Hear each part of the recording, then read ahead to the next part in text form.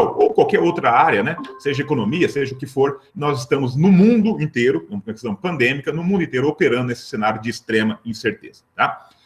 Em educação especificamente, em 17 de março desse ano, o Ministério da Saúde e o Ministério da Educação decretaram isolamento social, né, o distanciamento social, e devido a um vírus. Eu brinco que um vírus veio e apertou o botão reset da educação brasileira. Uma educação que foi um processo, um ano letivo, que foi todo, já começou a pensar lá no final do ano passado, e janeiro e fevereiro desse ano, todo o treinamento pedagógico, toda a semana pedagógica, todo o planejamento para o ano letivo 2020, chegou ali no meados de março, ele teve que ser engavetado, né? E muito provavelmente parte dele, ou se não todo ele, terá que ser jogado à lata do lixo, porque não vai dar para usar mais aquele planejamento lá do início do ano. Num dado momento, nós passamos por 3 momentos. O ensino remoto emergencial, eu quero contextualizar rapidamente isso. O ensino remoto intencional, que é o que eu venho defendendo desde maio, né? Março, abril lá, março foi emergencial, abril já vem falando, opa, isso aí parece que vai durar bastante. Vamos começar a olhar para esse ensino remoto com uma intencionalidade de ser remoto, e não como uma adaptação, não como um improviso, né? E provavelmente vamos caminhar para o ensino híbrido. Esse ensino híbrido, como vocês podem bem ver no slide, eu coloco uma interrogação antes e um espaço aberto no final. Provavelmente o ensino híbrido, como nós temos descrito na literatura educacional, não poderá ser usado ou simplesmente transportado para um novo normal, para um novo tipo de processo educacional, que nós não temos como instituição de ensino, como gestor e como professores, nós vamos ter o controle de quem vai estar na nossa sala e de quem está de forma remota, provavelmente tendo o mesmo tipo de aula. Então, os desafios são imensos. Por outro lado, quando nós temos grandes desafios, também temos grandes oportunidades. Oportunidades para ajustes, oportunidade para...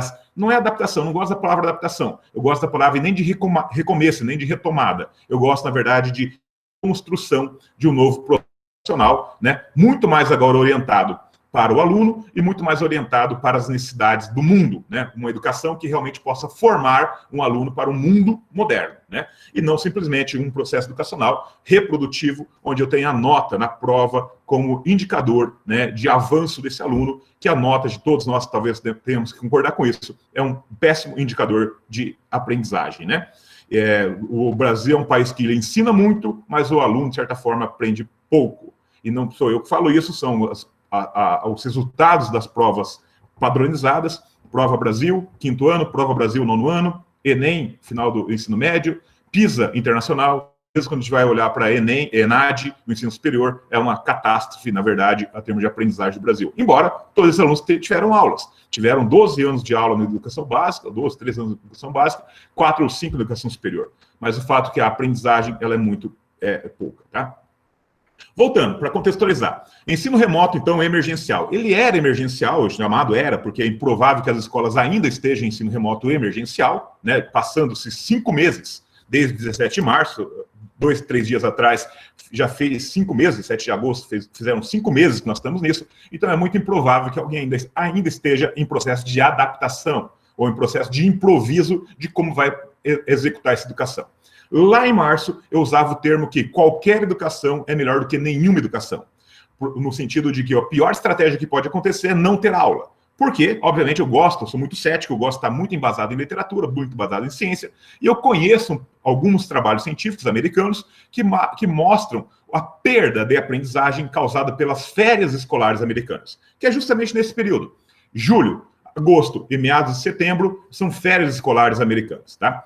Então, tem pesquisas que mostram qual que é o impacto na aprendizagem desse processo de 2 meses que o aluno não tem aula. E esses trabalhos mostram que uma criança sem aula, um adolescente sem aula, por 2 meses e meio, ou seja, sem ter aula 2 meses e meio, ele perde é perder mesmo, tá? Ele perde de 25% a 30% do que ele sabia no final do ano anterior. Então, a pior estratégia que a gente podia pensar num cenário de pandemia é suspensão de aulas. Pior cenário, tá? Então, qualquer outro cenário seria melhor. TV é melhor? Não, não é, mas é melhor do que não ter nada. Rádio é melhor? Não, não é bom, mas melhor do que nada. Internet aqui no ao vivo é bom? Não, não é bom, mas é melhor do que não ter nada. No interior do Paraíba, como a gente ajuda lá, algumas secretarias espalhadas no Brasil todo, lá é papel impresso. Vai um envelope de atividade para casa da criança. Muitas vezes, zona rural, o leiteiro leva. É melhor do que não ter nada. Tá? Então, ou seja, qualquer educação, porque mantém atividade neural, mantém cérebro, pelo menos não perde. Imagina você perder 30, 40, e a gente nem sabe quanto tempo fica parado, perder esse aprendizado, quanto quando voltar, qual é o tamanho do esforço para recuperar ao que ele estava antes. Então, se a gente tiver uma estratégia de não perder, é melhor do que, na verdade, querer ganhar, mas é melhor, obviamente, do que perder muito, tá? E isso era, né? Olha só, no passado, porque, de novo, eu espero que ninguém esteja nisso. Por quê? Porque de uma sexta-feira para uma segunda-feira, professores, nós tivemos que nos reinventar. E tudo aquilo que foi planejado, né, para a educação presencial, ela foi adaptada, foi meio que improvisada para acontecer essa educação aqui online, né? Com câmera, com celular, com computador, muitas vezes o professor colocando um quadro realmente aqui para poder escrever, e muito para preocupar em transmitir a informação, muito preocupada em ensinar, né? E muito pouco preocupado em qual que é o impacto, a qualidade desse aprendizado ali nos alunos. Passados 15 dias, lá em 17 de março, passou março, chegou abril, passou o mês de abril, algumas escolas começaram a falar, puxa, esse negócio vai longe, esse negócio talvez não vai ser só esses 40 dias, só essa quarentena, né? Já temos 120 dias, 150 dias. Não é só uma 40 dias de quarentena, talvez isso pode ir longe, né? E quando a gente faz gestão de risco, a gente trabalha com o melhor cenário, que é voltar semana que vem, e o pior cenário, e se a gente tiver que atravessar o ano que vem, esse ano inteiro, se tiver que atravessar o ano que vem. Então a gente começa a trabalhar com essa gestão de risco. E aí a gente trabalhou no termo de ensino remoto intencional, né? E esse ensino remoto, mostrando aqui, ensino à distância, isso é importante só antes da gente avançar para o intencional. Eu acho que você já deve ter visto em algum lugar isso aqui. A educação à distância, ela diferencia demais do ensino remoto emergencial. E a principal diferença, ela está aqui. Ela está quem produz as aulas são professores conteudistas. São professores que produzem as aulas, os slides, o e-book, e uma instituição compra esse material. Quando ele compra esse material, ele pode vender o direito autoral dessas aulas para dezenas ou centenas de alunos.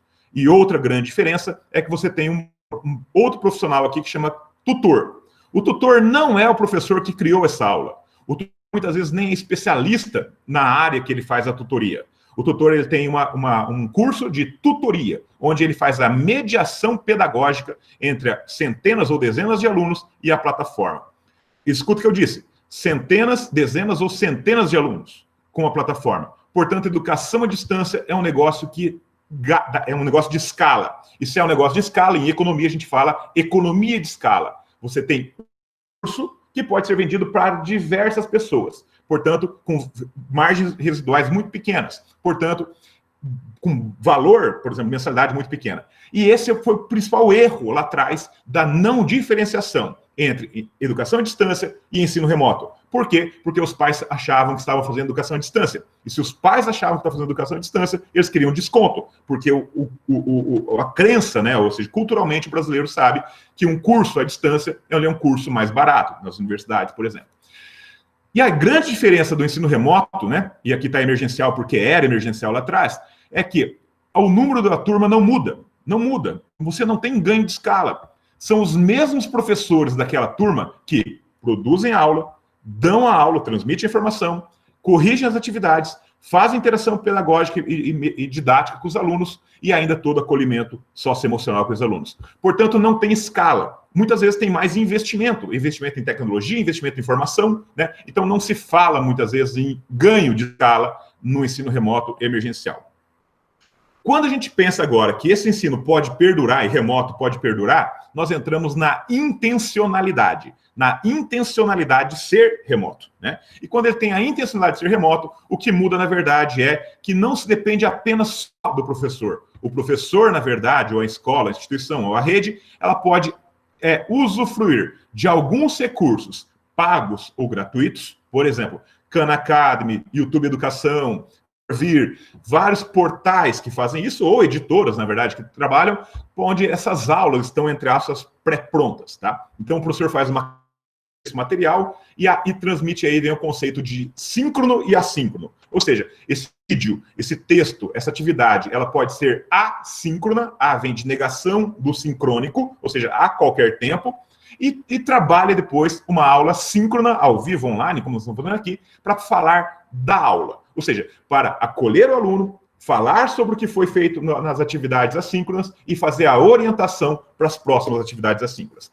Portanto, as escolas que trabalharam dessa forma, a gente tem várias escolas no Brasil trabalhando dessa forma, tem uma aceitação dos pais muito boas e, principalmente, uma questão pedagógica, uma organização pedagógica didática com a intencionalidade de ser remoto, né? Então, isso é muito importante para que a gente possa ter uma comunicação muito clara com alunos, com pais, com professores e consiga realmente promover um aprendizado, apesar de estarmos trabalhando com plataformas digitais e não termos o aluno presencialmente na nossa sala. O fato é que saiu do emergencial, estamos num processo de ensino remoto integral, mas que muitas secretarias, muitos sindicatos, muitas pessoas começam a discutir a possibilidade das voltas às aulas. E aí não importa se volta tudo, se volta um terço, como volta parcial, quais os protocolos, está discutindo isso.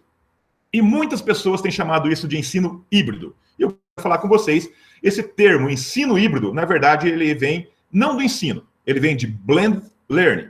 Blended, misturado, né? Ou seja, misturado, e learning não é ensino, teach é ensino. Learning é aprendizagem.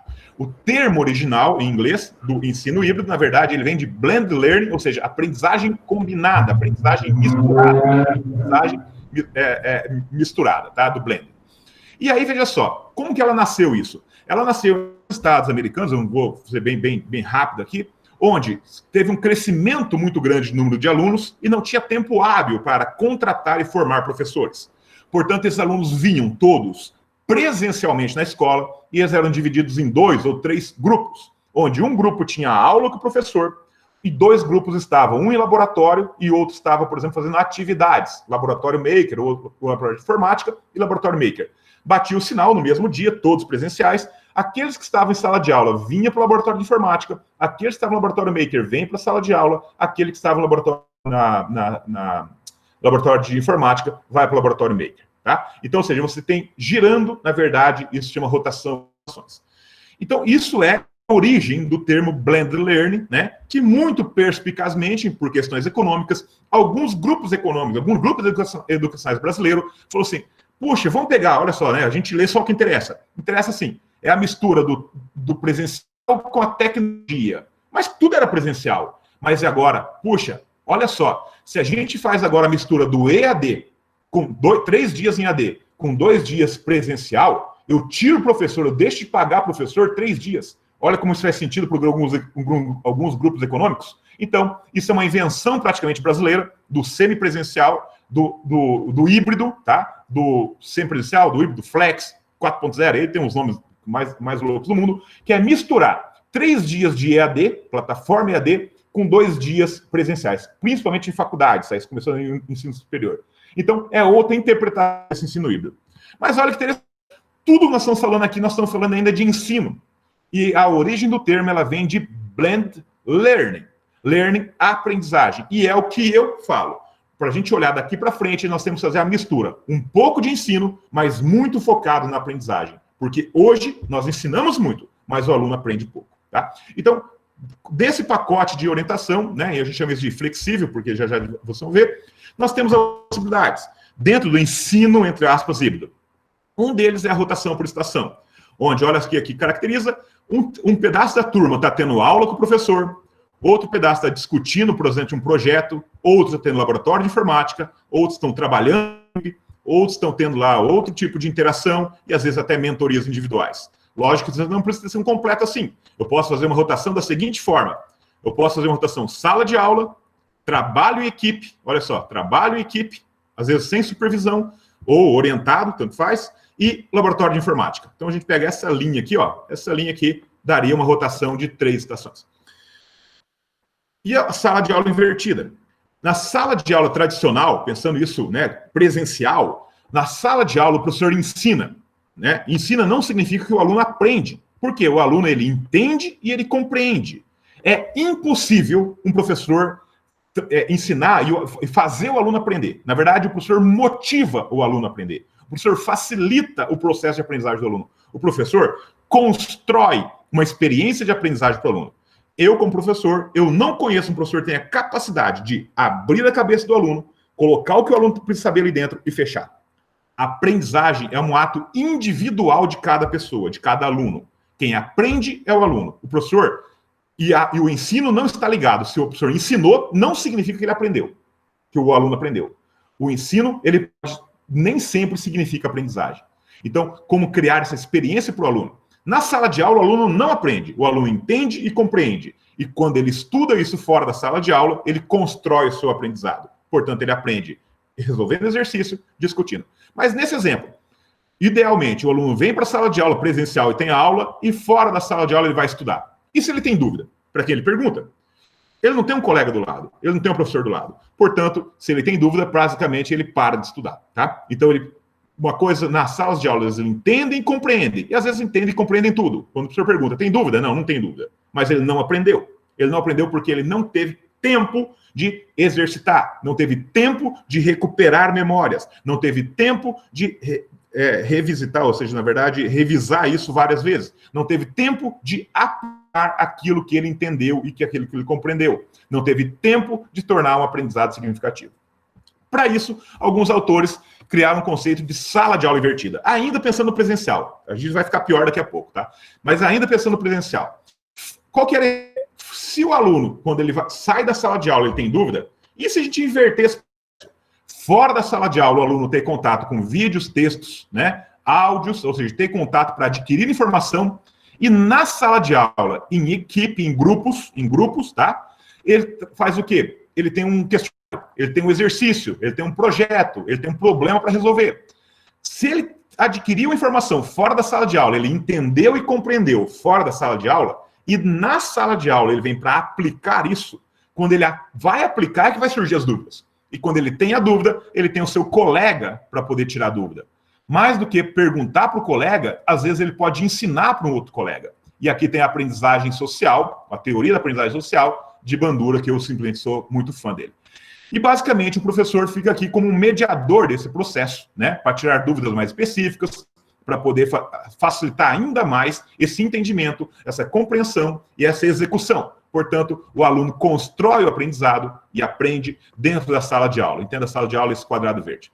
Ok, isso é muito bonito e funciona, é de verdade, funciona. Dá um pouco de trabalho, porque é uma mudança cultural, mas eu pergunto para você, e no ensino remoto? Como fazer isso, né? Quais são os desafios para a escola, para os professores? São imensos. São imensos desde protocolos de biossegurança, adequação de espaço físico pelo distanciamento social, desafios tecnológicos, né? Se eu tenho 1/3 da turma presencial e 2/3 em casa, como que eu faço uma equivalência de aula? Eu vou transmitir online ao vivo? Essa aula aqui, ela vai ser a mesma aula para quem está presente assistindo em casa? Será que vale eu transmitir 4 horas de aula, né? Durante uma manhã, por exemplo? Será que é produtivo aqui para quem está fora da sala de aula como aprendizagem? Né? São desafios, e se for produtivo, não é, mas se for produtivo, eu tenho banda de internet, eu tenho equipamento para isso. Uma coisa é filmar, outra coisa é sair o áudio bom, né? Então veja só quantos desafios tecnológicos. Desafios metodológicos e didáticos. E aí é onde eu consigo trabalhar mais. Desafios em gestão e tomada de decisão. E os desafios maior que eu acredito é o de comunicação. Comunicar de forma clara, né, as decisões, né, tomar decisões e todos esses desafios para que pais, alunos e os próprios professores entendam, tá? E eu vejo só, um dos grandes problemas é justamente a percepção dos pais. Aqui eu tenho um apanhado, né, de clipagem de notícias, e todo dia você fizer pesquisa, onde isso, especificamente de 325 respostas, 83% dos pais não levam o seu filho para a escola se a aula começasse em setembro. Isso aqui em São Paulo, tá? E quando eu faço isso, eu tenho a oportunidade de trabalhar no Brasil todo, em escolas do Brasil todo, e quando eu faço enquetes com os pais, é absurdo, assim, 95% não levaria. A pergunta é, se as aulas começarem semana que vem, você levaria seu filho para a escola? É muito grande esse medo ainda, tá? E aí a gente entra num conceito chamado de ensino híbrido, que eu estou batizando aqui, flexível, que eu também não gosto muito do termo, mas é um que a gente está trabalhando, provavelmente não vai ser ensino híbrido, tá? Provavelmente vai ser outra coisa, que a gente não sabe exatamente o que vai ser, porque nós estamos vivendo esse cenário de extrema incerteza, tá? Os cenários têm que ser ainda comprovados.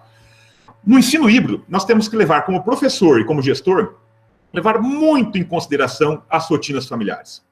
As rotinas familiares significa o quê? Se um professor tem 30 alunos, é muito provável que ele tem 30, essas famílias têm 30 rotinas familiares completamente diferentes.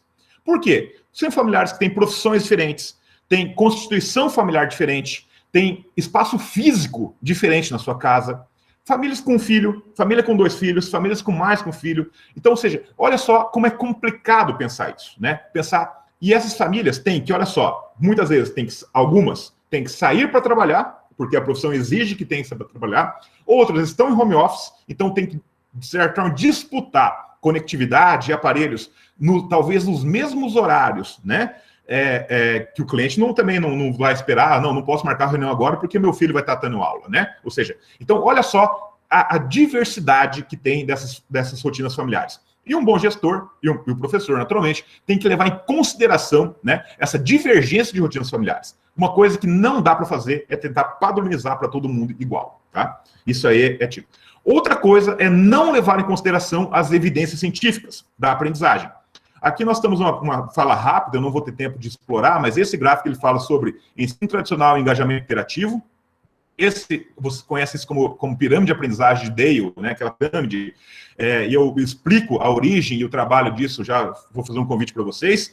Isso aqui é uma tese de doutorado que trabalha qual é a melhor forma do aluno estudar para que ele possa aprender. E aqui fala da teoria do curva de esquecimento, né? Ou a importância das revisões, olha só, a importância das revisões para que você tenha realmente um aprendizado significativo. E aqui mostra, né, uma curva, se você tem apenas uma aula, e a tua melhor aula, muitas vezes, o teu aluno ele entra num padrão dessa curva azul, né? Um mês depois ele vai lembrar apenas 5% das aulas. Tudo isso eu explico num curso chamado Estratégias Didáticas Assimétricas, Exemplos, Evidência Científica, tá? Está dentro desse site, convido você a fazer um print ou anotar esse site, metaaprendizagem.com.br. Lá eu tenho 4 cursos, que desde a pandemia eram meus cursos que eu trabalhava com meus clientes de consultoria, era, né, uma bonificação para os clientes de consultoria, e desde a pandemia eu simplesmente abri tudo, está totalmente de graça, como a mente funciona, ilusão de fluência, evidência científica, estratégia didática simétrica, evidência científica, estratégia didática simétrica, exemplos práticos, tá? E aí, se você achar o convite para você entrar lá e assistir esse curso. Cenários. Como eu disse, quando a gente trabalha com gestão de risco, e nós estamos trabalhando em gestão de risco educacional, nós temos que pensar em 2 cenários extremos. Um cenário extremo aí na tua região, piorou tanto que fechou o lockdown. Não pode nem sair de casa para poder ir no mercado. O mercado só funciona em alguns horários. Ou seja, a escola vai manter fechada. E a gente não tem controle disso, entenda isso. O que nós temos que estar preparado para o pior cenário. Porque isso pode acontecer de fato. Tomara que não aconteça. Nós rezamos para que não aconteça. Mas pode. E se pode, está fora do controle. Então, quem trabalha com gestão de risco, trabalha com o pior cenário. O pior cenário se for lockdown até o final do ano, por exemplo. Ou, pior, pode avançar. Então, nós temos que pensar numa estratégia de ensino, de educação, que funcione, mesmo lockdown. Ou um cenário bom, né, que tudo melhora, chega a vacina na região, aprovou, tal, e temos uma retomada de escola. Aulas presenciais. E tem que funcionar, de novo, essa aula provavelmente não vai ser 100% presencial, né? Porque nós temos aí um faseamento de 1/3, 2/3, metade, e aí a coisa vai crescendo. Provavelmente esse ano a gente vai atravessar isso, mesmo no pior cenário, é muito improvável que vai chegar lá em novembro, dezembro, com todos os alunos em sala de aula. Portanto, nós temos que estar preparados. Essa é a grande função do gestor, mas também do professor. Tá?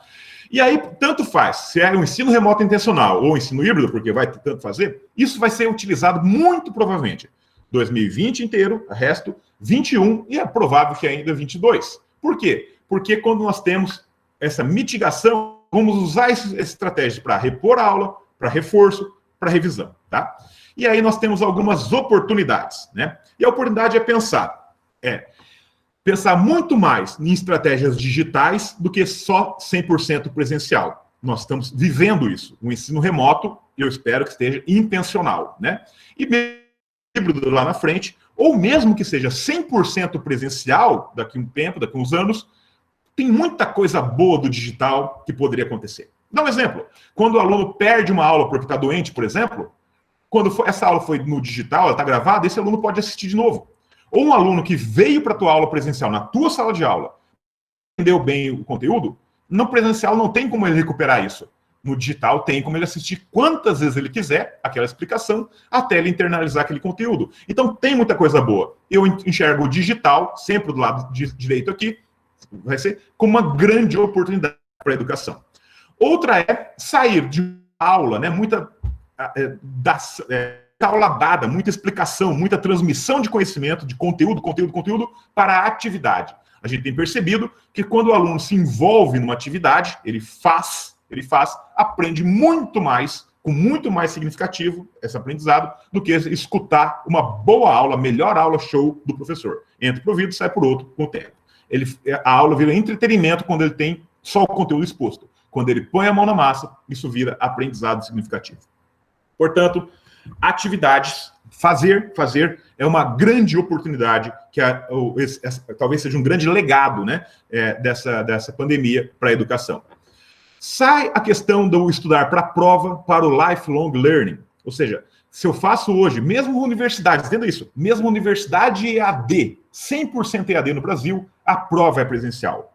Se a prova é presencial, é o maior exemplo que não tem como fazer uma prova somativa. Prova somativa é aquela que você pega primeira aula, segunda aula, terceiro, um bimestre inteiro e faz uma prova de final de bimestre. Fazer isso de forma remota é tiro no pé. É tiro no pé. Porque os alunos vão fazer isso em grupo e ninguém avalia nada. E a gente está olhando, então, para, em vez dessa nota na prova, a gente olhar para o desenvolvimento desse aluno ao longo da vida, né? E a gente vai falar isso. Sai, portanto, essa prova, essa avaliação somativa, né? De uma nota, quatro testes ou 4 provas no bimestre, provas bimestrais, não vai funcionar isso, nunca funcionou na verdade, para uma avaliação formativa. A prova esquerda, olha só, ela tentava comparar, ranquear, classificar, dar nota. Nota é coisa ruim, nota sabe, é a droga mais desejada das escolas. O professor gosta que o aluno tira nota, pai gosta que o aluno tira nota, aluno gosta de tirar nota. Nota não significa nada. Cadê a aprendizagem? Tá? Ou seja, o aluno ele pode usar de véspera de prova para tirar nota, para conseguir média, para passar de ano, deixar pai e mãe feliz. E o que ele aprendeu? Né? E aí a gente passa, então, por uma tendência muito grande, que é das avaliações formativas. Não é comparar o aluno com outros alunos. Não é uma classificação, não é um ranking. É comparar o aluno com ele mesmo, com os projetos, com as atividades que ele vai fazendo semana a semana, com o crescimento dele de semana a semana. Sai, então, esse foco da nota para o foco da aprendizagem, né? Eu falo que temos no Brasil a ditadura da nota. A nota é tão desejada que vira o grande objeto de desejo tirar nota.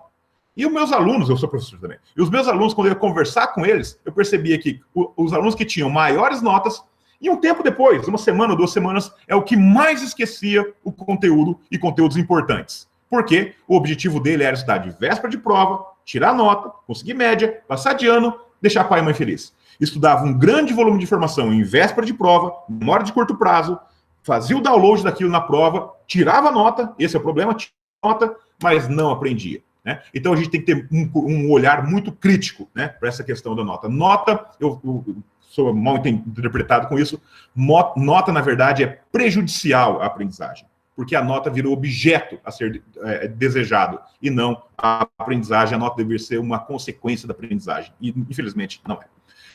Sai essa questão do protagonismo do professor, que sabe tudo, que tem nota para deixar, fica em silêncio, vou tirar nota, faz atividade, faz tarefa. A aula agora, para não dar essa aula para um monte de bolinha, tem que ser muito mais interativa, né? E um protagonismo agora do aluno, da aprendizagem do aluno.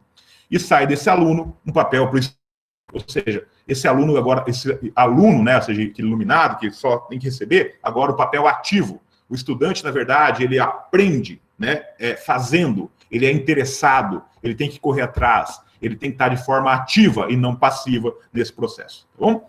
E, portanto, para finalizar, sai do ensino, porque ensino não significa aprendizagem, e me interessa agora realmente a aprendizagem. A teoria moderna, na verdade, o conceito moderno de aprendizagem e educação, na área educacional, não é mais reprodução. Não é mais reprodução, memória. A aprendizagem é mudança de comportamento. Então, quando seu aluno muda de comportamento, ele teve um aprendizado. Quando o professor muda de comportamento, né, usando, por exemplo, o digital aqui, ele tem um aprendizado. Forçado às vezes, mas ele tem um aprendizado. Né? É a mudança de comportamento. Quantas vezes, eu trabalho com formação de professores, quantas vezes eu tentei ensinar tecnologia educacional para o professor? Há anos. Se ele não quer aprender, porque ele não vê utilidade, ele não vai aprender. Eu ensinei. Não significa que ele aprendeu, tá vendo? Até eu aconteço isso. Agora, ele não aprendeu. Por quê? O aluno, eu não consigo abrir a cabeça do que é importante. Ele tem que sentir. Agora, quando vem um vírus e reseta, aí ele se vê na obrigação na única opção, na verdade, de usar isso. E se não for continuar isso, provavelmente, quando voltar todo esse processo após pandemia, é muito que o professor fica com data de validade, né? Se ele não está muito absorvido com todo esse processo. Gente, estamos aqui há 35 minutos no meu tempo, falei de 30. Eu gostaria de agradecer demais o tempo e a atenção de vocês. Porque, como eu disse, são as duas moedas, eu já agradeci no início, mas o tempo e a atenção são as moedas mais valiosas do dia de hoje.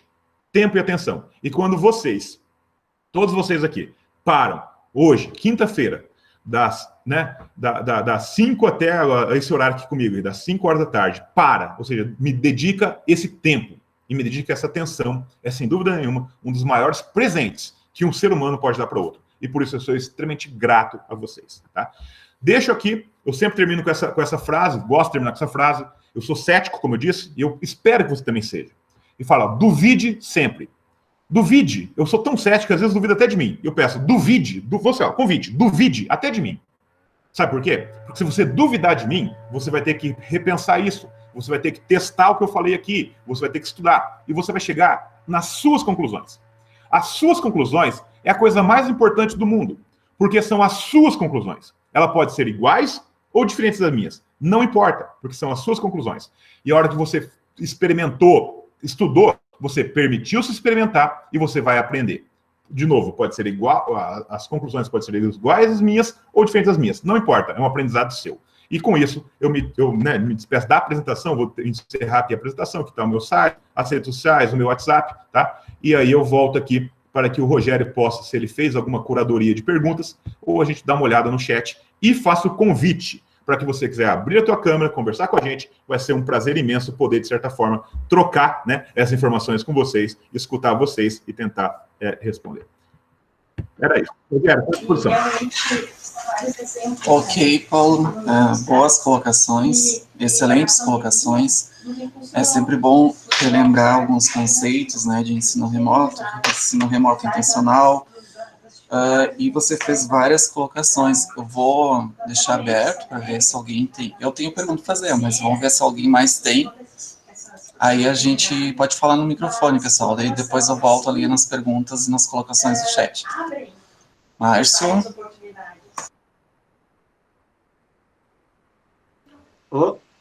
Pode falar? Pode? Oi. Ô, Tomazinho! Ô, Márcio, cara, esse origamista, cara, meu grande amigo de São Paulo. Que prazer estar aqui, Márcio. Nossa, que felicidade te ver. Olha lá, olha. Cara, o origami do cara é fantástico. Já mostrei, é para amanhã 5 horas. Já faço convite, Márcio. Já faço convite para todo mundo, ó. Siga lá no Instagram, o Márcio Cado, cara, é imperdível. Esse cara é genial. Segue os caras. Que prazer te ver aqui, Márcio. Tem 1000 novidades aí daquele evento de 5 anos atrás que eu ganhei lá, não sei como. Cheguei só com a ideia e ganhei o evento. Eu lembro disso aí. A ideia era boa, né? Era boa demais, eu lembro disso aí. A pergunta é a seguinte, inclusive estou aqui com devidamente trajado, maker. Fantástico. A provocação que eu faço é, independente se é sala de aula invertida, híbrida, etc., na verdade, quem me acompanha sabe que eu tenho um grande apreço pelo unschooling, né? É verdade. Até que o meu filho mais velho está 2 anos fora da escola. Eu coloco um grande desafio. Quando que as escolas vão ser uns espaços tão livres, como o Tião Rocha fala, que a gente queira ir final de semana para a escola? Exatamente. Então, assim, a provocação que eu faço é a questão do ensino por projetos e dos desafios, como o Rubem Alves fala, professor de espantos, né? Que aí vai funcionar a sala de aula invertida, híbrida e tudo mais. Então, queria só que temperar com isso aí, essa provocação. Senão a gente fica muito no técnico. Verdade, Márcio. Não vai na paixão e no talento, no ikigai lá das crianças. Cara, você chegou o quê? Quando a gente fala ensino por projeto, na verdade, muitas pessoas falam, puxa, mas eu não tenho disciplina, não tenho lá a aula de português, não tenho a aula de matemática, não tenho a aula de biologia. Como que eu vou ensinar? Como que eu vou passar por todas as competências da BNCC com projetos? Isso não dá. E aí eu falo, puxa, é isso que a gente tem que desamarrar, na verdade, dessas crenças, às vezes, que todos nós fomos, de certa forma, vítimas. Nós somos vítimas de um sistema educacional onde, desde criança, nós somos formatados a uma forma, né, muitas vezes conteudistas, e conteudista e que é avaliado por prova, e que tem a aula, que tem horário de aula, que tem professor, e que você vai para a escola para aprender, que não aprende, você vai para ter aula, né? E, na verdade, você aprende na tua vida real. A CUPRO é justamente isso, Márcio. Você tentar, olha só, eu sempre falo isso. Quando o professor consegue não empurrar a matéria, mas quando o professor consegue puxar o interesse do aluno e encaixar a matéria, esse aprendizado se torna significativo. A neurociência fala isso. Se torna muito mais significativo. Porque o nosso cérebro é uma máquina de dissociação. Nosso cérebro, ele associa uma coisa que nova com alguma coisa que seja certo, errado, imperfeito, incompleto, não importa. Vai ter que associar aqui, e aí você vai, de certa forma, como uma casca de cebola, vai aumentando todas essas conexões e vai tendo porcento cada vez mais certo, cada vez mais completo, e isso é um processo contínuo. E o projeto permite isso. Eu posso dizer, por exemplo, eu vi recentemente no Brasil também tem, tá? Tem em Juiz de Fora, tem uma escola que chama Escola Hub, talvez você até conheça o Thiago Almeida, é uma escola sensacional. Infelizmente, o projeto Âncora, em São Paulo, foi descontinuado. No Brasil, nós temos o privilégio de ter o professor José Pacheco, que também não é tão unschooling assim, mas, na verdade, ele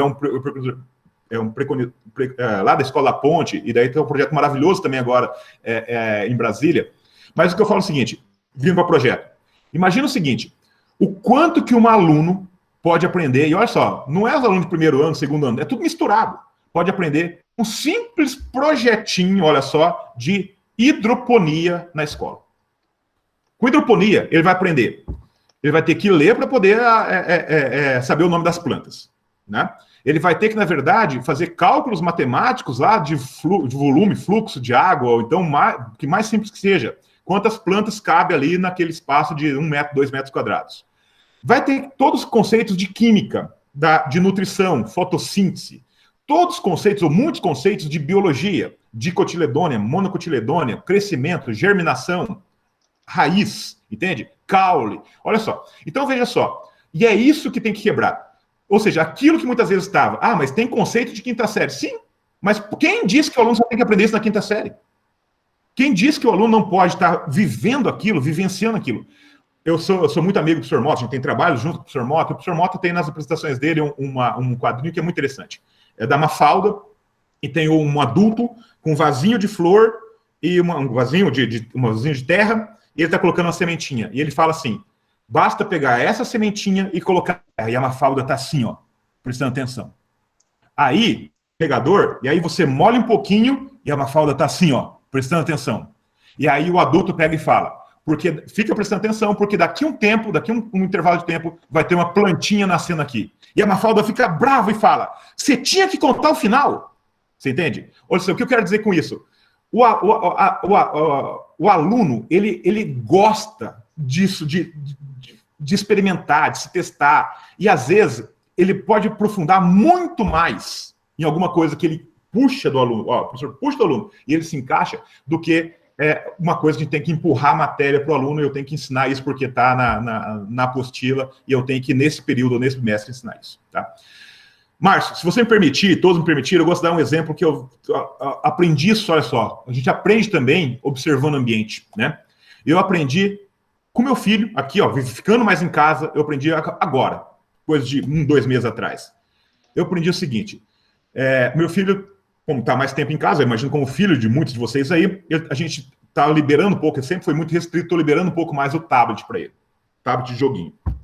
E aí eu estou observando como que ele joga, como que ele vibra, como que ele passa, talvez, se a gente deixar horas ali, a gente não deixa, mas deixa horas ali. E eu perguntei para ele, Henrique, como que você aprendeu a jogar? Daí ele falou assim, pai, fui jogando. Eu disse, tá, mas como que você aprendeu? Como que você chegou nesse jogo? Eu falei assim, eu vi esse jogo lá no YouTube. O Ethan TV, um americano falando inglês, fez um joguinho lá do PKXD lá. E ele viu o vídeo desse criança americano jogando o vídeo. Ele foi sozinho. Ninguém ensinou isso. Ele não sabe escrever. Ele não é alfabetizado. Ele pegou, foi sozinho, digitou no Google Play, PKXD, achou o aplicativo, baixou o aplicativo, e aquilo que ele via o youtuber fazendo, entenda isso, ele agora sozinho ele jogar. E o que ele descobriu, quando ele foi recentemente para casa do meu irmão, com um sobrinho, com um primo mais velho, que dá para jogar multiplayer. E quando ele joga multiplayer agora, olha que interessante, ele aprende vendo os outros jogadores jogar o mesmo jogo. Vamos pegar esse conceito, olha só, 3 etapas. Acompanhe comigo. O meu filho assistiu no YouTube, ele entendeu e compreendeu como é o jogo, criou curiosidade. Ele jogou sozinho, ele aprendeu. Quando ele joga sozinho, ele se testa. Ele vê se aquilo que ele entendeu e compreendeu, se ele consegue fazer. E agora, jogando com os outros, ele vendo os outros jogar, ele aprende. E, eventualmente, ele pode até ensinar alguma coisa para os outros vendo ele jogar. A mesma lógica deve ser a sala de aula. A aula é assistir o YouTube do game player. O aluno vai ter que entender e compreender. Quando ele entende e compreende a aula do professor, ele pode passar para o segundo nível agora, que é fazer. O aluno tem que fazer sozinho, fazer atividade, se testar. E quando ele entendeu isso aqui, agora em equipe, ele pode agora discutir, fazer projetos, fazer tudo o que for. E aí ele vai aprender não só o que ele aprendeu sozinho, mas vai aprender principalmente olhando os outros como que faz. A orientação do professor. E talvez ele possa ensinar alguém. E quando... Natural do ser humano. O ser humano, ele faz. E quando ele faz, ele conversa sobre o que ele falou. E quando ele conversa sobre o que fez, tem a oportunidade de ensinar isso. E aí a gente explode essa aprendizagem. Então, olha só que lições que tem para nós, professores, apenas olhando, às vezes, o nosso ambiente. Entende? E aí tem tudo a ver com a questão de projetos, como você falou.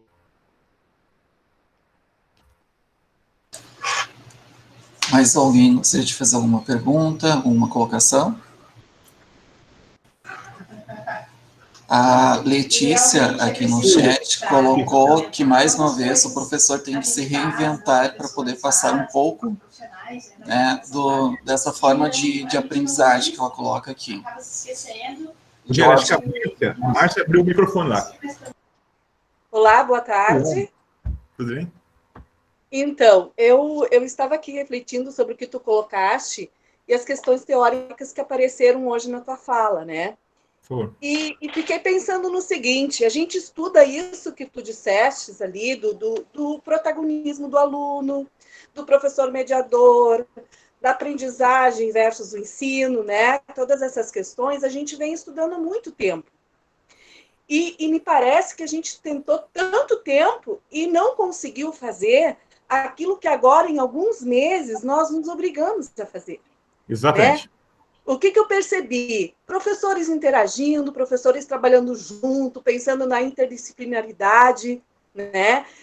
Pensando nessa aprendizagem que o aluno está lá na sua casa tendo que aprender, então, de forma um pouco mais autônoma, né? Então, no teu ponto de vista, assim, eu queria a tua opinião. Por que a gente demorou tanto para fazer uma coisa que a pandemia nos obrigou a fazer?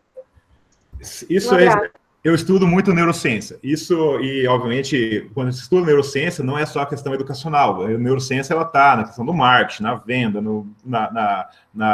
enfim, no convencimento, né, na influência. E aí você tem um negócio que chama zona de conforto. Ou seja, o ser humano, ele está numa zona, e assim, e não é culpa do professor, entenda, pelo amor de Deus, isso não é culpa. Somos vítimas. Somos vítimas do sistema onde você tem, na verdade, alguém que fala que tem que te dar uma nota no Enem e todo um currículo e todo um processo pedagógico ele é construído para quê? Para reproduzir algo, para poder medir todo mundo de certa forma padronizada, para poder conseguir ranquear que escola que consegue entre aspas, uma reprodução melhor. Você entende o que eu quero dizer com isso? Então, na verdade, ou seja, e o que isso que eu falo que é o grande legado da pandemia foi a oportunidade, desculpa, vou pegar aqui, Márcia, da experimentar. A experimentação é uma das coisas mais importantes do mundo, porque a experimentação ela leva para a inovação. Porque quando você experimenta uma coisa nova, uma coisa que a gente não tem uma certeza do resultado, existem duas possibilidades de resultado. Dá certo, e aí chama via positiva, a gente quer cada vez que dê mais certo, então a gente vai reforçando aquela via positiva, e pode dar errado, e pode dar errado. E quando dá errado, a gente entra num negócio chamado de via negativa, que é fala, puxa, essa estratégia não deu certo, vamos para outra. Então, o que é para outra? É experimentar de novo. Então, ele entra num ciclo que é bem clássico da gestão, que ela chama PDCA, planejar, né? Ou seja, e para simplificar isso, Lean Startup, ou seja, você constrói tua aula na semana seguinte, veja, porque ela é nova, ela não existia. Elas tinham uma aula para dar no quadro. Ela não existia essa aula para dar aqui no online. Então, você construía uma aula e, às vezes, no dia, ou na mesma semana, na semana seguinte, você testou aquela aula. E quando você construiu essa aula e testou, você tem um resultado dela. E você aprendeu com isso. Pode ter dado certo, pode ter dado errado. Não importa. E aí, o que acontece? Você constrói. Se deu certo, você constrói semelhante àquela. E testa de novo. Então, você tem um ciclo, olha só, de inovação muito rápido. É o que eu tiver mais curiosidade, pode procurar o que eu escrevi lá em abril, acredito. É assim, ó. De repente, a escola virou uma startup, sabe? E eu, mais ou menos, eu descrevo esse processo. Outro texto que eu coloquei chama Lockdown, alguma coisa assim, ou então, ensino remoto emergencial, a oportunidade da escola criar, se reinventar e inovar. Fica sugestões ali, depois eu posso colocar no chat também, tá? São reflexões mais teóricas, naturalmente, mas que provavelmente respondem um pouco dessas duas perguntas. E o grande motivador dessa transformação é a necessidade. A necessidade é que nós não tínhamos escolha. Você não estava na zona de conforto. Você sair da zona de conforto. Porque, a não ser com algumas federais, algumas universidades federais, que ainda está com aula suspensa. Eu falo que esse reitor devia ser responsabilizado, civil e criminalmente. Porque você tem evidência científica que mostra que o aluno não ter aula, ele não só não, ele perde. Então, não ter aula é um crime. Por isso que eu falo, qualquer educação é melhor que nenhuma educação. Você entende? Não perder é melhor, muitas vezes, do que querer ganhar, mas não ganhar. Não perder é o nosso objetivo. Mas agora, bem pensado, a gente consegue sim ganhar, sabe? Porque tem a intencionalidade de ser remoto. E aí, o que acontece? Tentando resumir em uma frase a tua resposta. Por que demorou tanto? Porque justamente, você estava num continuismo. Continuismo de reprodução. Reprodução de conteúdo, onde a aula era um reesquentado das aulas passadas, que provavelmente era um currículo, que era um reesquentado de currículos passados, que objetos de avaliação eram um reesquentar de objetos passados. E de uma hora para outra, veio um vírus e resetou, deu um reset. O que é um reset? Reset, quando o meu celular trava, a gente tem que resetar, não tem? Recomeçar. Então não é retomar. Quem fala retomar a aula, desculpa, é olhar para o passado. A gente tem a oportunidade de recomeçar. É um recomeço e pensando na educação, provavelmente com aqueles finais de slides que eu mostrei para você. Mais centrado na aprendizagem, mais centrado no processo, mais centrado no aluno, mais centrado não no professor e no aluno, mais centrado na nota, mas na aprendizagem, e aí a gente vai caminhando para esse lado. Mas então, enquanto a mãe está se organizando, mais alguma pergunta, colocação?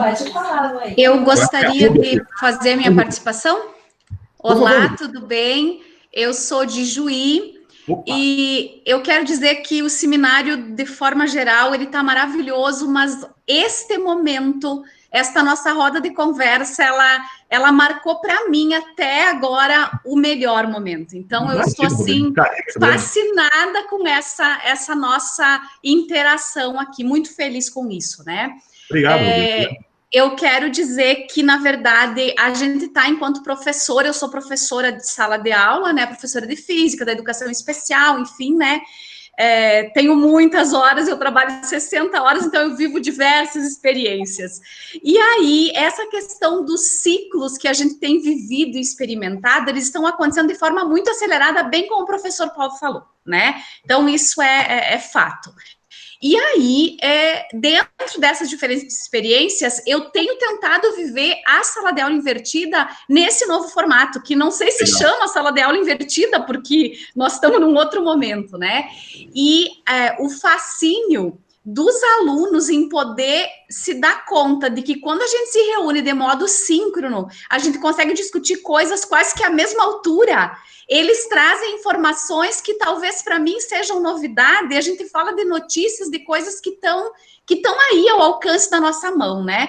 Então, hoje de manhã, inclusive, eu tinha aula com uma turma de segundo ano, e nós falávamos, né, dentro do conteúdo, com relação à imagem, enfim, e aí eu comentava justamente isso, de que eles precisam ser protagonistas desse movimento. São eles que vão construir o aprendizado e eu vou estar junto ali. E que eles precisam, sim, participar muito mais. Então, o que eu quero colocar são duas situações. Primeiro, que nós precisamos fazer com que os nossos alunos se sintam parte e se sintam protagonistas de verdade, né? Então, a primeira coisa é isso. E a outra é poder superar um pouco desse preconceito, da sensação de que se eu faço uma aula nesse estilo, eu não estou dando aula, eu estou deixando com que eles façam as coisas. Então, esse é um perigo, a forma como os outros nos enxergam. Exatamente. E isso acaba me judiando um pouquinho, me preocupando. Eu não sei que análise tu pode fazer conosco com relação a esse fato. Que responsabilidade em fazer uma análise. Na verdade, parabenizar por todas as teus considerações, bom, agradecer primeiro pelo teu elogio no início, e parabenizar por todas as tuas colocações, muito pertinentes. E Rubens, justamente isso, quando a gente trabalha com o conceito de sincronicidade e assincronicidade, isso talvez, assim, ó, infelizmente está batido esse termo, só que não na profundidade como isso deve ser debatido. Porque, veja só, quando você tem uma atividade, uma aula, uma transmissão de conteúdo, que pode ser um vídeo gravado, pode ser um texto, pode ser um infográfico, pode ser o que for, que o aluno ou a família tem a flexibilidade de consumir esse conteúdo, ele sim pode aprender com isso. Principalmente se isso foi construído com a intencionalidade desse aluno consumir e já ter uma atividade. Eu gosto muito do Google Formulários. O Google Formulários, você consegue colocar o nome do aluno, primeira pergunta, série, um vídeo, por exemplo, e pega do YouTube, tem lá, ou seja, não tem que produzir esse vídeo. Não precisa ser teu. Você pega, faz uma curadoria, obviamente tem a responsabilidade é tua. Vai pegar um bom vídeo e coloca no Google Formulário. E já coloca ali embaixo 3 ou 4 perguntas sobre o vídeo. Pode ser fechada. Verdadeiro e falso, A, B, C, D. Só que a última pergunta lá como que ele está se sentindo, o que foi a coisa mais importante que ele percebeu do vídeo, você entende? Uma pergunta mais aberta. Isso não dá para ele colar. Se a gente fizer isso em cada aula, isso de forma assíncrona.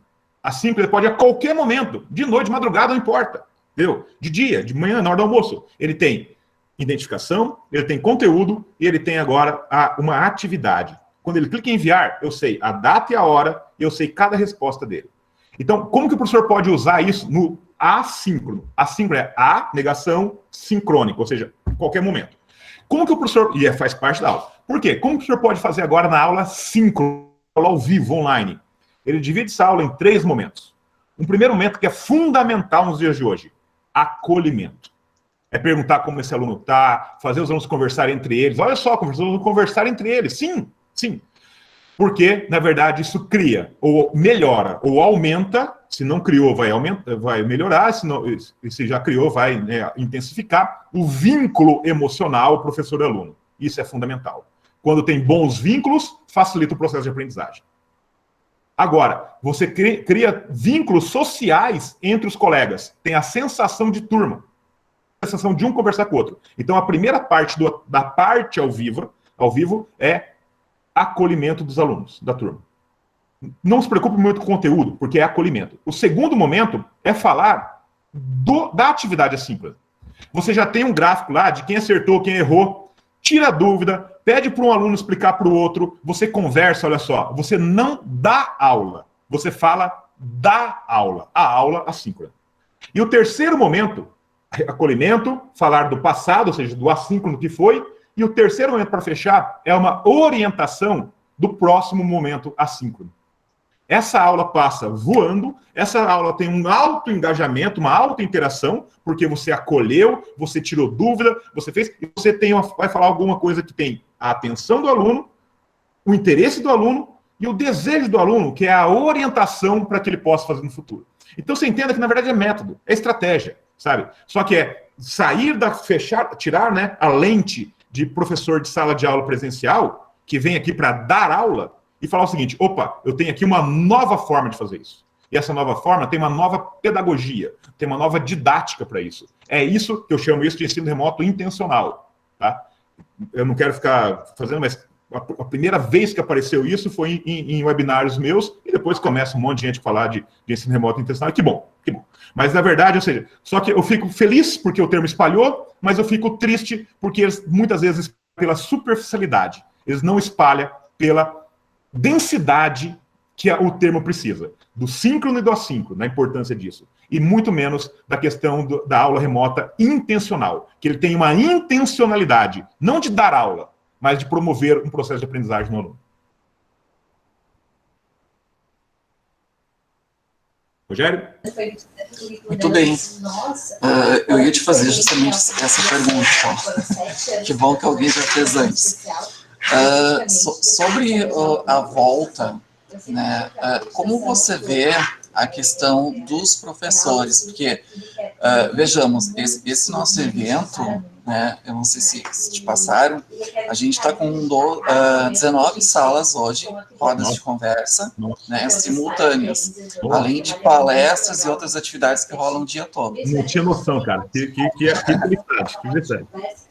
Então, o que acontece? Na verdade, é um evento organizado pelos polos OAB, né, da Universidade Aberta de todo o Rio Grande do Sul, e o maior público que está participando, uma grande parte são alunos de cursos de diversas universidades, né?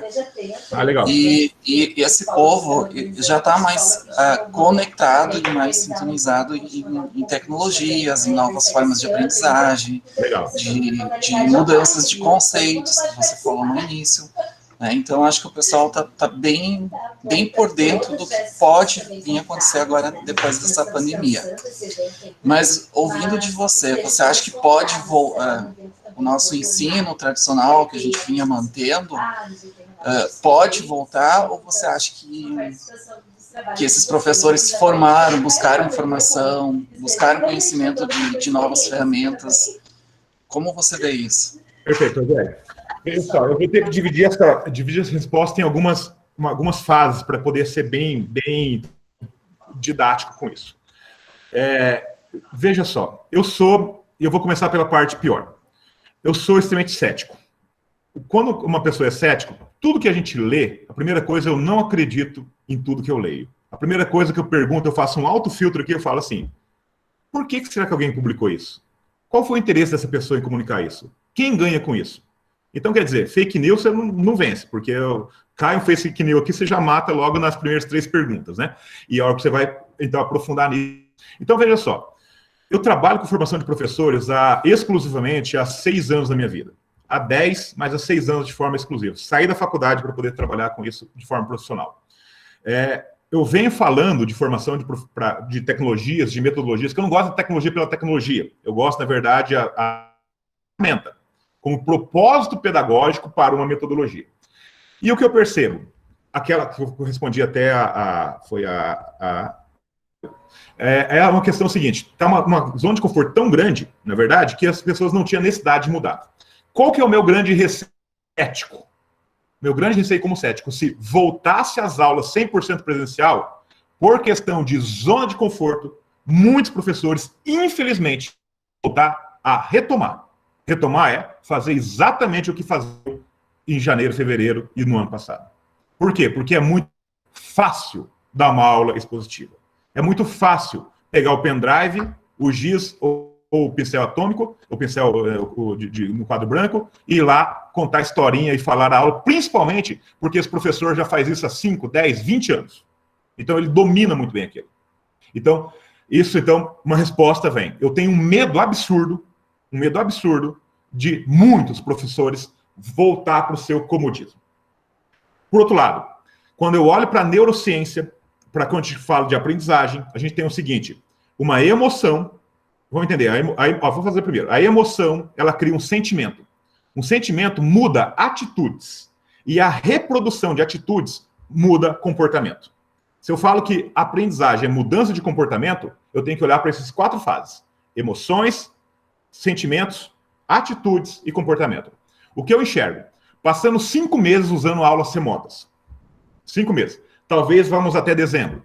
Talvez, como eu falei, estamos no cenário de incerteza. Talvez ninguém sabe o que vai acontecer ano que vem. Talvez pela quantidade de repetição da aula ao vivo. Porque toda aula remota, toda aula ao vivo tem uma emoção. E ela traz um sentimento. E essa emoção e sentimento cria uma como estou falando para você ali, uma atitude. E a repetição dessa sentimento, atitude, pode gerar um novo comportamento. Você entende? Então, quanto mais tempo ficar em aulas remotas, eu acredito que alguns professores podem falar assim, tem coisa boa aqui. Exatamente como a Rúbia percebeu. Tá? Por outro lado, né, então, isso que eu enxergo. Dessas 2 formas. E o terceiro aspecto. O terceiro aspecto nós falamos, então. Pior cenário. O pior cenário é volta tudo como está. O segundo cenário é, poxa, tem coisa boa aqui. e um cenário que eu acredito que, na verdade, é a utopia que eu tenho da educação. A utopia que eu tenho da educação, e não é uma utopia apenas minha, porque eu falo que tudo que eu falo é baseado ou em pesquisa, ou em grupo focal, ou em ciência, e quando eu tenho rodado o Brasil em todo, e às vezes eu tenho a oportunidade de fazer grupo focal com alunos universitários, muitos alunos falam, Paulo, para mim, aula teórica devia ser sempre assim. Eu vou para a faculdade apenas para fazer a prática na área de saúde, a prática na área de engenharia. Mas por que eu falo isso, Paulo? O aluno me falando. Quando eu vou para a aula, às vezes eu não estou muito bem. E às vezes tem muita distração, tem muita conversa, sabe? Às vezes a aula não é tão produtiva. E aqui, o que acontece? Se eu não entendo muito bem, eu dou play de novo, eu assisto de novo a aula. Você entende? Eu posso interagir mais com meus colegas. Então, eu tenho aprendido alunos mais velhos eu digo, anos finais do Fundamental 2, ensino médio e universitários têm preferido, escuta só, e da mesma lógica, se isso a gente reproduz muitos momentos, é muito provável que isso mude esse comportamento.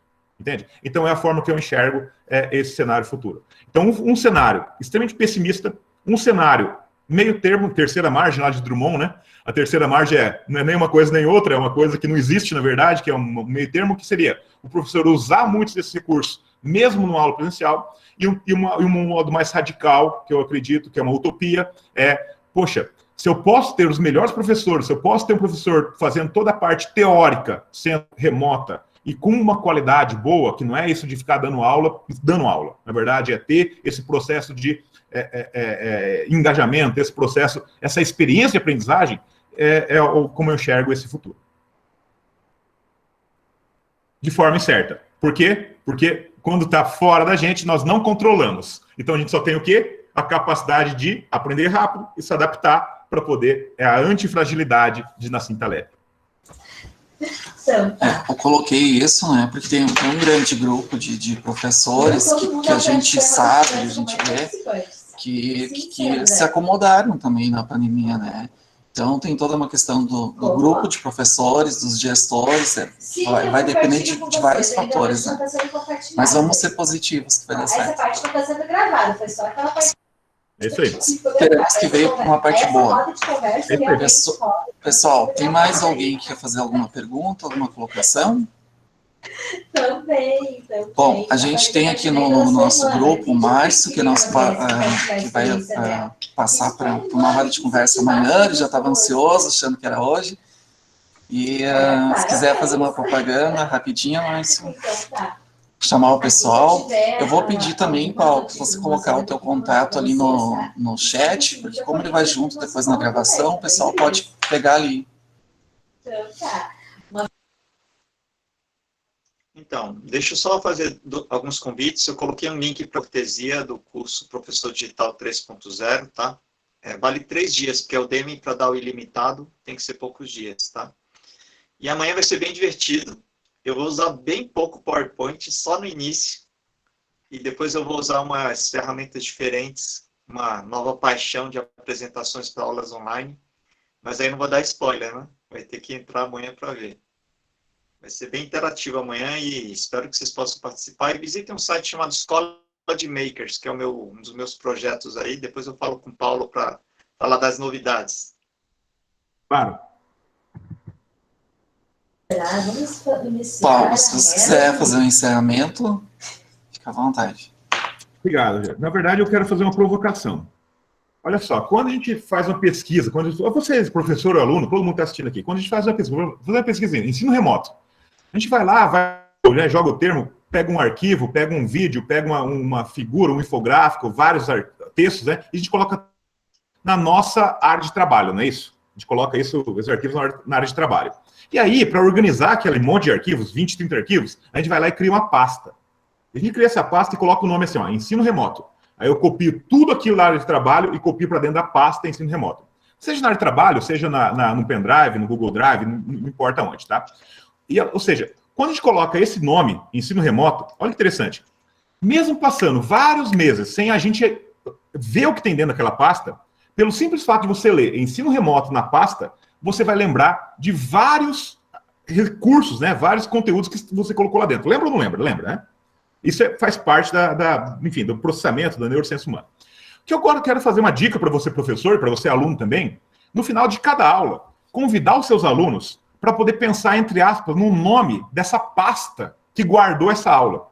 E o convite que eu quero fazer para você é, vá no chat aqui, ó, do lado, e coloque uma palavra só, uma ou duas palavras. Uma palavra que pode ser um aprendizado, pode ser um sentimento, pode ser alguma coisa que eu falei aqui, que marcou você, marcou tanto, que você quer dar o nome para essa nossa tarde aqui, das 5 até agora, essa palavra-chave, tá? Então, se você for ali no, ó, obrigado, Rogério, não, vamos lá.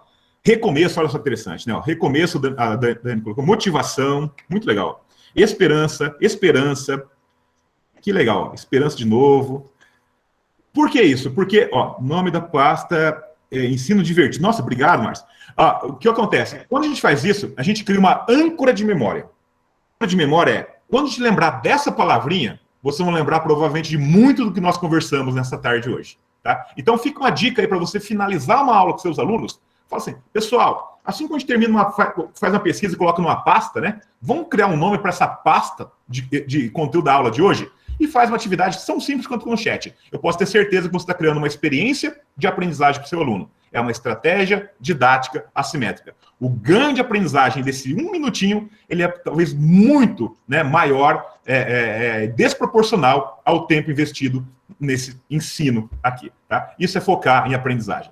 E olha lá, reflexão, criatividade, recomeço, reflexão, né? Obrigado por abrir a câmera. Não, isso não é a pasta, né, Rogério? Isso aí é o que você colocou aqui. Gente, e muito obrigado, meu. Muito obrigado. Eu sei que talvez tenha, não sei como está a agenda de vocês, eu posso ficar, mas vocês talvez tenham outras oficinas, outras falas.